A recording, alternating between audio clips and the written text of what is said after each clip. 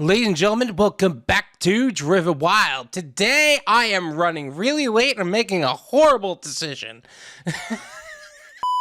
Today, we are talking about Dominatrix says she was banned from ordering DoorDash. So, it turns out you can actually be deactivated from DoorDash for your recreational activities. And I didn't even know that. I didn't even think about that. I don't even know how they figured that out. But in this video, we're actually going to investigate that a little bit. So with that said, let's get started. A tech researcher at UCLA is claiming DoorDash disabled their account for engaging in spicy work, according to a Twitter thread. Okay, so it's not recreational activities, it is engaging in spicy work. Yes, I am using the word spicy for this. Also, another point to be made here is that not all spicy workers are just spicy workers. Kind of like how gig workers are not just gig workers. This person happens to be a tech researcher at UCLA at that. And of course, the Twitter thread is going to be in the description, so you can make your own opinions on the subject. But here's the question. How would DoorDash know that you engage in spicy work? I don't know. It seems like there's a little bit more to the story. Let's keep going. In the thread, Olivia Snow, a professional dominatrix and researcher at UCLA Center for Critical Internet Inquiry, said her account on Caviar, which is owned by DoorDash, was previously disabled for a violation in terms and conditions on the app. The specific violation was never disclosed. Snow claims that this is because of cross-platform data sharing. There's a few things to talk about on this. So Caviar is owned by DoorDash. That's 100% true. Is it cross-platform data sharing if it's the same platform technically? But the fact that she was deactivated for a violation that was never disclosed,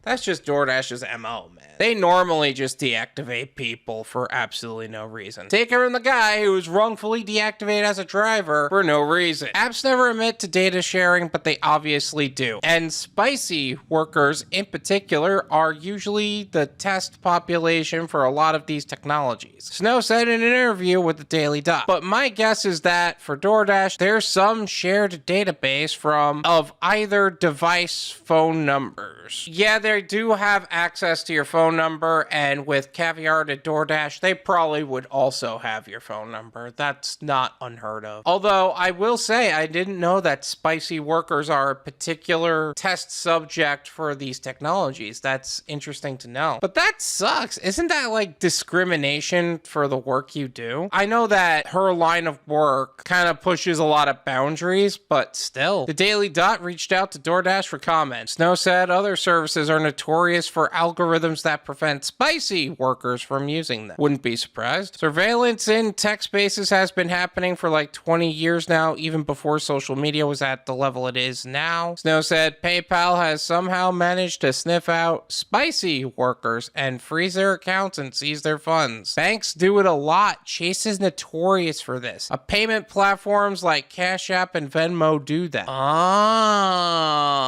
so they will actually take your money. Like, they actually steal money from these people. Oh my gosh. Look, whatever your view is on spicy content or spicy work in general, it doesn't make it right to steal money that they earned, regardless of whether you view it's earning or not. A number of spicy workers replied to Snow's tweet with their own experiences. This is a big reason I don't use them, one user wrote. They deactivated my account once and provided no reason, no explanation, not even it was flagged by our security algorithm in error, just nothing. Flag couldn't be removed right away. I was just screwed out of the lunch I needed. That sounds exactly like DoorDash. Others pointed out the absurdity of the incident.